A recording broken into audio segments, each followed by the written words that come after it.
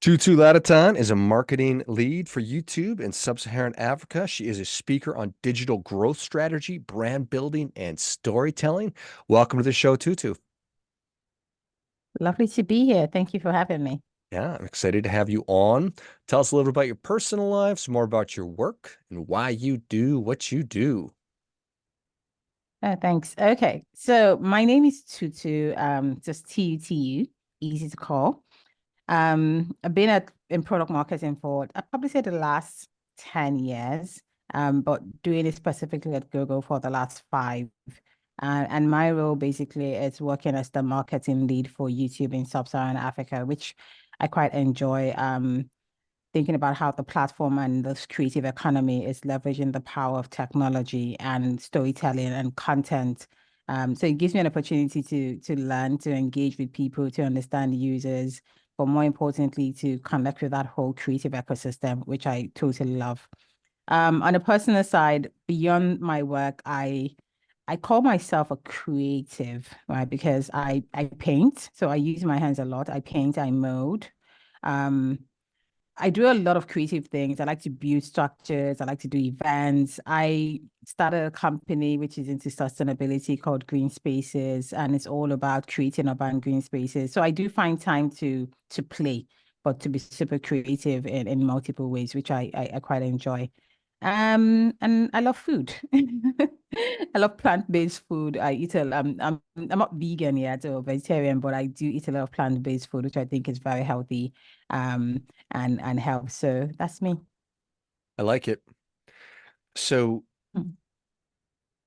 Sub-Saharan Africa, that's a large area with a lot of people. How do you Yeah.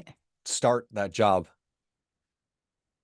Sub-Saharan Africa. So we call it SSA for short. It's probably about 46 countries, which includes Francophone Africa. Probably about 1.1 billion people in this side of the world. But it's it's a young population. I think the median age is roughly about 18 to 35, but it's a young population with a lot of energy, a lot of passion, a lot of creativity.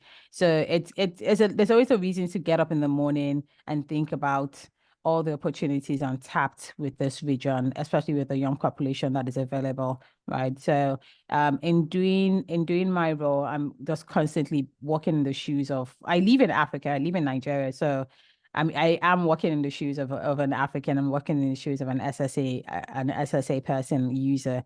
And in doing that, that makes my job fun because I can relate, I can connect. I'm inspired by the opportunities here and the opportunities that technology is enabling. So that makes me sort of wake up every day thinking about how do I conquer the challenges we currently face now in this region, or how do I sort of tap into the opportunities available to make this product useful and helpful to the everyday African. And what is success? Is it helping people to tap into their creativity and put their work into the world and make money? Mhm. What is success? And this question is in relation to my job, or just what is success in general from my perspective? Both. Okay. What is success in general from my perspective? I think waking up every day knowing that you are living your best life, right? You are doing the best things. You know, when you wake up every day and you feel like you own your time, you own your freedom, you're adding value to the world, you're growing in many ways, you're not confined, you're not stuck, right? Those are the things that I feel as success. And success is subjective. It's subjective rather. It's not necessarily one size fits all. So to me, is living a life of purpose, living a life that allows me to think of my legacy, and just waking up every day with an excitement that there is value in what I do. That's what success is.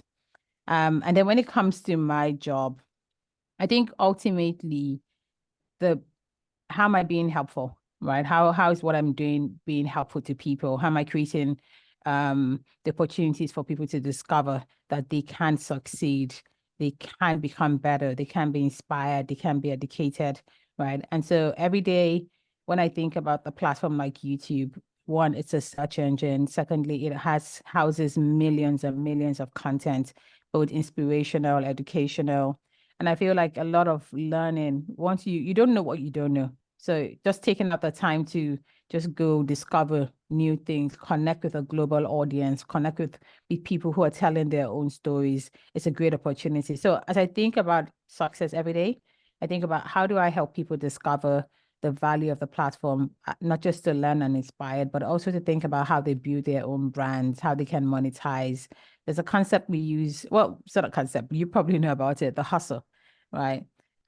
We are in a creative economy right now where the average young person can think about technology as a gateway for scaling their technology, for building a global brand, for connecting with users. So I think about how that platform I work with can also be a great tool to help people tell stories, find an audience, and make money.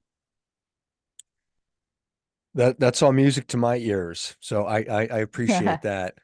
The idea of a personal brand, is that commonly thought of in SSA? Oh, of course. I think everyone, whether SSA or not, should think about their personal brand, right? What am I putting out there? What do I want people to know about me? I think it comes with a certain level of self-awareness, firstly. But once you know who you are and what value you can bring and what kind of stories you want to tell, right? What kind of engagement and connection you want to build, it helps you build your personal brand.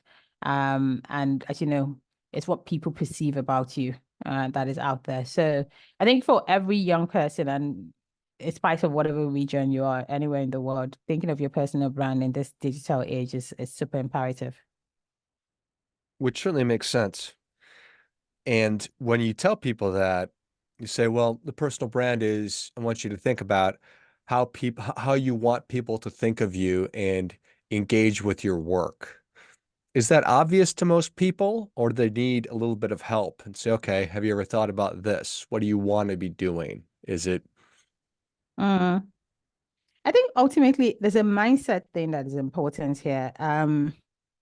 So the concept of personal branding sort of plays into marketing in a certain way, right? A lot of people do not see themselves as brands yet because the concept of brand is it has to be something that's tangible and intangible. So sometimes it's associated with products versus how you see yourself as a brand.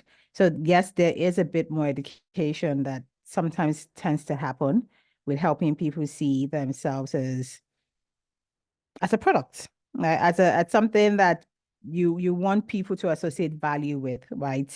The same way you see the Nike swoosh and you know that's Nike, right? It's the same way you want people to have some sensing with who you are, what you do, what you put out to the world. So those conversations tend to happen. It's more intuitive if the person is already in that space and it's brand building, storytelling. But for a lot more younger people coming into the tech space or coming into the content space or just looking at life, there is a bit of education that definitely tends to happen. which certainly makes sense. Yeah. In terms of the structure, systematic business end of being a creative person, how do you coach people on the amount of content to create, the volume to release it on? Mm. How do you think about that?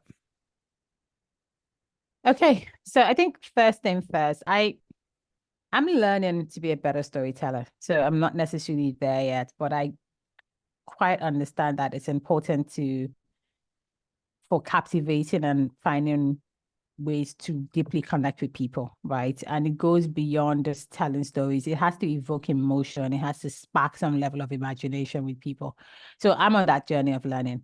But as I talk to young creatives, I think the first thing is um, great storytelling taps into emotions, right? Whether it's of joy, sadness, hope, fear, you have to find a way to connect with people on an emotional level. That's what makes you become remarkable, and even people remember you based on that. So a lot of people definitely do struggle with storytelling, and want on that. Relatability is also another thing. You need to find how your message sort of has a universal theme with people and their aspirations, as a storyteller, right? Your lens is very, very important, but it has to make sure that people can find themselves in your story in one way or the other. So the first thing I ask people is, what's your niche?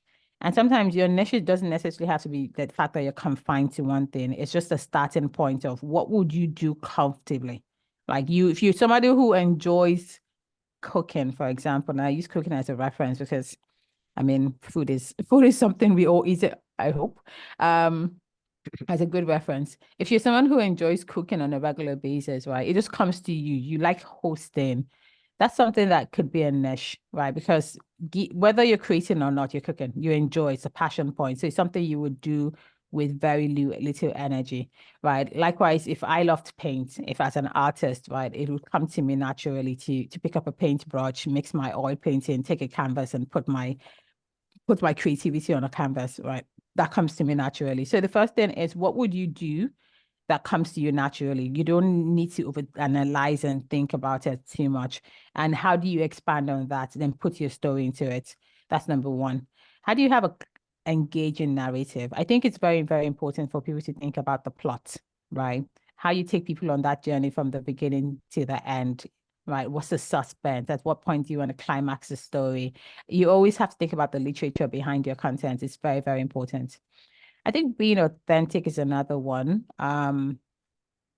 Despite the fact that we're watching you on a screen as a creator, as a creative, sometimes people can tell whether you're authentic or not, right? Just based on how your communication lands. And I think giving room for vulnerability is very, very important. So in doing all of this, how do you immerse people in your own conversations by being true to who you are? Just avoiding all those contrived elements, right? And breaking down barriers. I think the best storytellers are those that can tap into vivid imagination, right? They're being descriptive. They're able to help people paint a picture. And that's the thing about being a creative in this industry. You want people to see the big picture, right? As you tell and land your story. And even that comes across even when you're cooking, right? A clear message is important. What's the moral of the story? What are you hoping to get out of it? There's quite a number of things. So I think it sort of has a way which it connects to literature in a certain way, which is what I think about storytelling. And so for creators to be successful, that those are some of the core things. But I think the ultimate thing is consistency. You There are a lot of people who start off the journey super excited, pumped, already know what they want to do. They start, but there's so much distraction going on. You're thinking about, how do I create for TikTok? How do I create for YouTube? How do I create from Instagram? You're all over the place, right? Um, and then you get burnt out, or you're overwhelmed, or you're looking at what other people are doing, right? And we tend to compare a lot, like, how's she doing it? And sometimes those kind of things tend to sort of demoralize you in a certain way. They make you lose confidence in what you're doing. So I think it's very important to think, what is my consistency factor and how do I build on that? Firstly, it's a learning curve. There's no good or bad content, right? What you need to do is, okay, the version I did last week, how can I make sure it's better, right? And create a schedule. Creating a schedule means, if I am a creator, I find that people love watching my content. Oh, let's even use the cooking reference. People who cook more on weekends. So I want to drop a video every Friday at 5 p.m.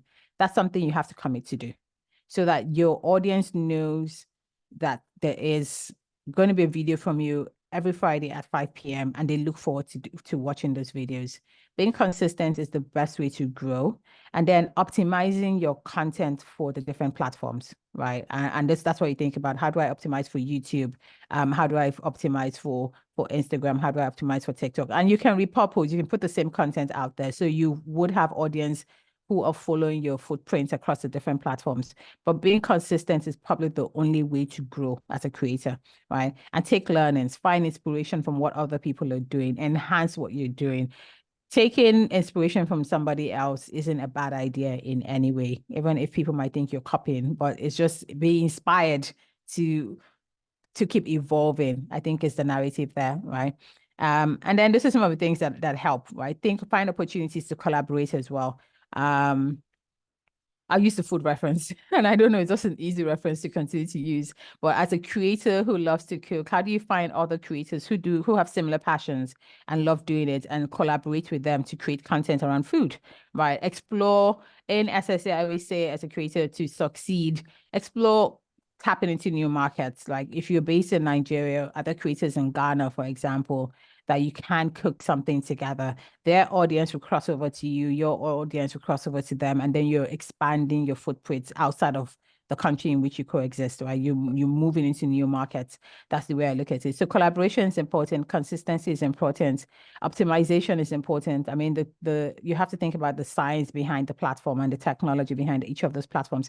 How do I make sure I'm optimizing for keywords that I want people to find me, right, when they search for me? This is some of the key imperatives, right? So I mean, there's quite a lot, but hopefully those ones helped. Yeah, 100%. It very much answered a lot of the questions that I had about the consistency of how much I should be producing, and you really you covered most of the questions that I had, so I appreciate that. Because it is a lot, and I know It that is a lot, yeah. to your point, when we are overwhelmed and we get out of the gate so fast and we're really excited and enthusiastic and creating content, and then we slow down a little bit and life gets in the way, and all of a sudden I'm not posting Mm-hmm. every Friday. So how do I keep myself doing that? How do I keep myself motivated? Yeah. I think the motivation is something that you have to work on as a creator, right? I think once you start, and that's why, what's your goal for even getting into it in the first place, right? If your goal is to make money, for example, or just grow or build your brand, taking those initial baby steps and seeing results, which should be one of the things that would motivate you, right? Building a brand, once you start seeing that people are subscribing to your content, they're following you, they're engaging, they're sharing your content, that I think is motivation. Likewise, if you're also able to monetize your content, the first dollar that gets into your account, I mean, that should inspire to say, okay, if I can make $1 and make this $10, right? And you now start being inspired by that. And then if your why is stronger beyond money, what you're passionate about what you do, you want to tell stories, you want to impact lives, you want to inspire people. I think just the comments, the positive energy you put out there should find a way to reward you to continue to do that. So there's quite a number of things that you take into it. I think it's also important for creatives to take mental breaks when they're overwhelmed or they're burnt out, right? And that's not a bad thing. You could decide, you know what, I want to make my content 6 episodes every quarter. So you have time to do other things, right? And people know that. So but don't feel compelled to always like crash and burn just because you want to create content and be out there all the time. Yeah. I love it. It makes sense. Well, Tutu, thanks so much for coming on. Where can people learn more about you? How can they engage with you? Oh, okay. So I'm a storyteller. I'm going to continue to be a storyteller. Right now, I'm working on a website, but you can engage with me on my LinkedIn. It's my name, Adetutu Laditan. You should check me out on LinkedIn.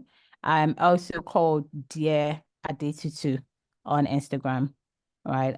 So that I do share quite a number of things, but LinkedIn definitely is the best place to engage with me right now. Excellent. Well, if you enjoyed as much as I did, show Tutu your appreciation and share today's show with a friend who also appreciates good ideas. Find her on LinkedIn and Instagram, and I will link both of those in the notes of the show. Thanks again, Tutu. Thank you so much. Until next time, remember, do your part by doing your best.